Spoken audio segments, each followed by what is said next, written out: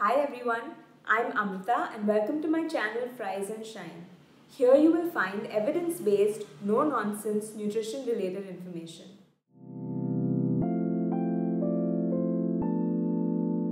This is one of our last videos for the carb month. So finally, as promised, this video contains all the various questions about carbohydrates that viewers have sent in, and I'll be answering these one by one.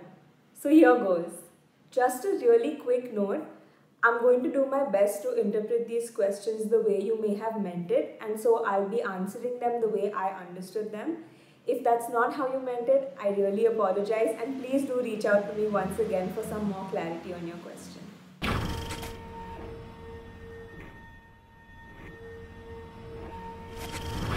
For obese people, how many grams per day of carbs is it safe to consume?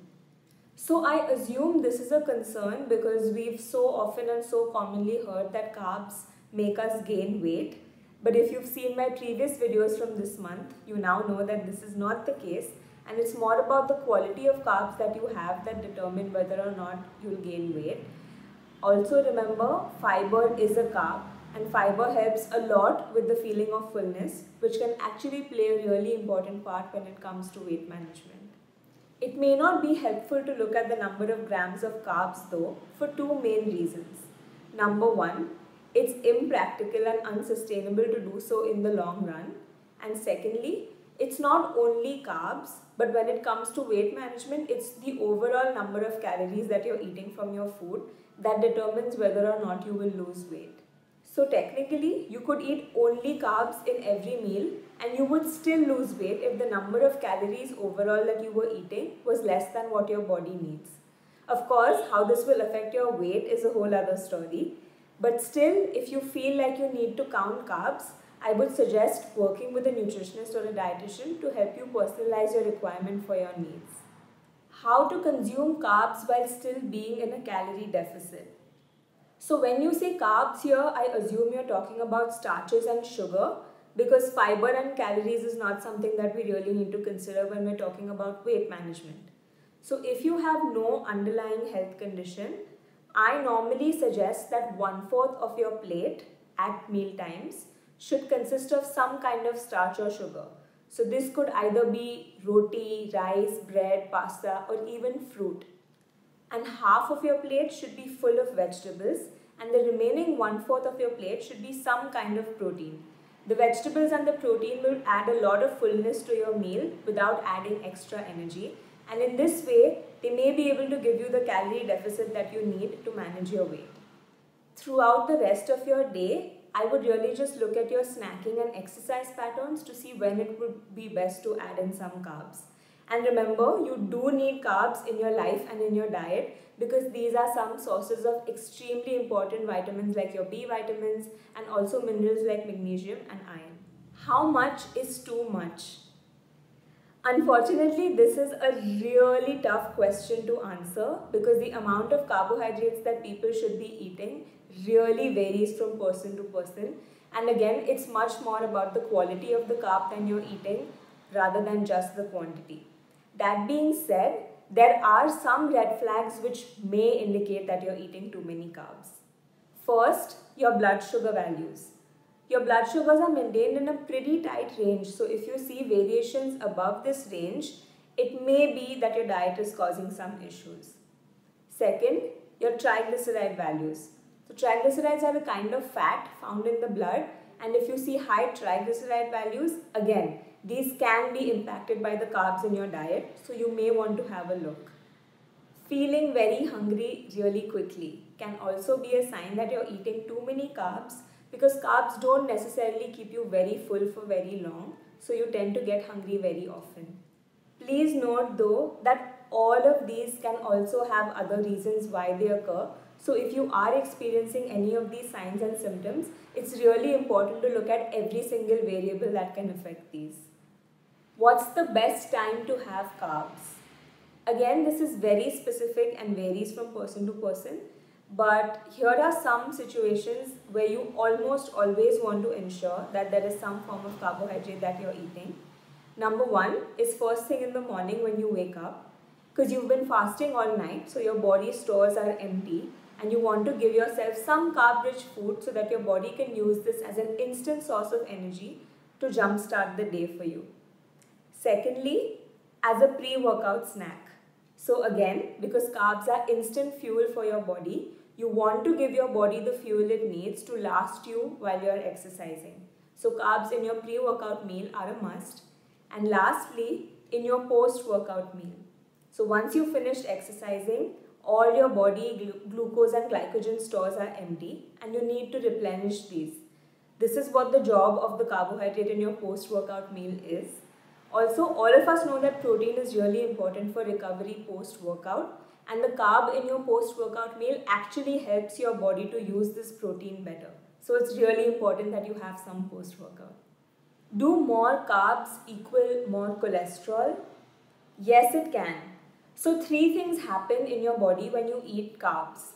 Number 1, they are used instantly for fuel. Number 2, they are stored as glycogen in your liver and in your muscle cells. And number 3, they are stored in your fat cells to be used for energy later when your glycogen stores are already full.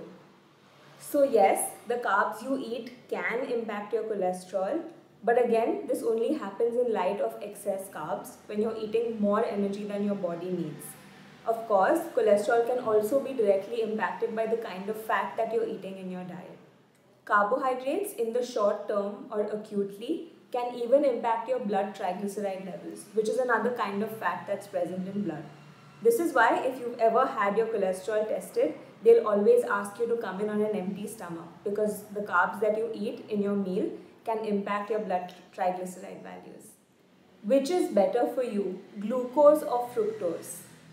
So by this question, I think you meant how do they impact our weight and which one is better for our weight and health. At least that's what I understood, so that's how I'm going to be answering this question. So both of these are kinds of sugars, but their digestion is a little different in the body. Glucose can be digested by almost all cells of the body, whereas fructose is mostly digested by the liver and a little bit by the muscle cells. Both these sugars also have a different blood sugar response in that glucose gives you a larger blood sugar response and a greater insulin spike than fructose will. So if you're looking from a diabetes or a blood sugar point of view, fructose will better help you manage your blood sugars. From a weight point of view, both glucose and fructose can be used to produce energy in muscle cells. They are then used to replenish liver glycogen stores. And finally, they can be stored as excess fat or triglycerides once glycogen stores are full. Now, if you've ever heard concerns about fructose being bad for you, usually this is because fructose is much sweeter than glucose and it's used to sweeten beverages that we drink very often, carbonated beverages. So when you get fructose in these excessive amounts, it's very likely that your glycogen stores are already full. So all of this fructose is just being used by the liver to generate new fat, which can harm your body in excessive amounts. So when we're thinking about foods that naturally contain glucose and fructose, one is not really better than the other. I know we mostly think of fruits as having fructose, but fruits are also not purely fructose. They normally are a mix of both glucose and fructose.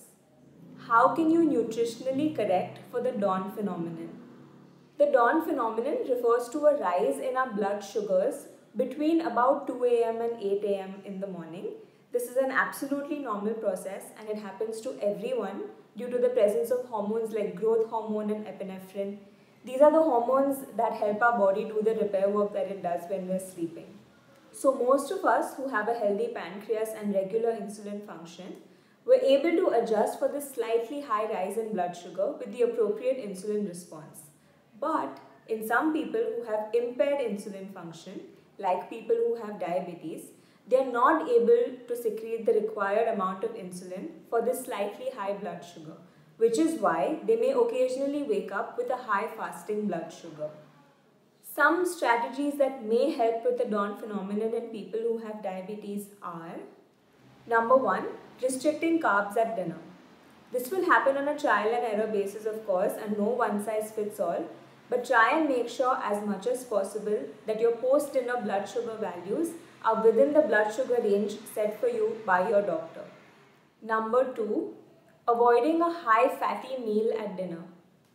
So we do know that fat slows down the absorption and release of sugar in the blood, but sometimes a high fatty meal simply delays the blood sugar peak that you would anyway see. What this means is that if you would normally experience a blood sugar peak in 2 hours of eating a meal, a high fatty meal would cause this peak to occur at 4 hours. So limiting the amount of fat that you consume at your dinner time meal can actually help with preventing a high fasting blood sugar. Third, exercising post-dinner. This doesn't have to be something very intense. It can be something as light as a 10 or a 15-minute walk. But the idea of this small bout of exercise is to delay the rise in blood sugar that you would expect after eating a meal. Of course, sometimes exactly what you need is just a change in your medications, but these are some lifestyle strategies that you may want to try if you frequently experience high fasting blood sugars. And again, dawn phenomenon is not the only reason that you may be experiencing high fasting blood sugars, but your doctor and your diabetes educator would be able to guide you if they suspect another cause. That's all for today. I hope you enjoyed this video and found it helpful. For all of you who sent in questions, I hope I was able to do justice to them and I hope I answered them for you. If you liked this video, please like, share and subscribe to my channel. While we are done with our carb month, please keep your questions coming in. I will answer them as and when I can. You can either leave some comments in the section below, you can reach out to me over email, or you can connect with me on Instagram. I hope to see you very soon. Until then, take care and keep shining.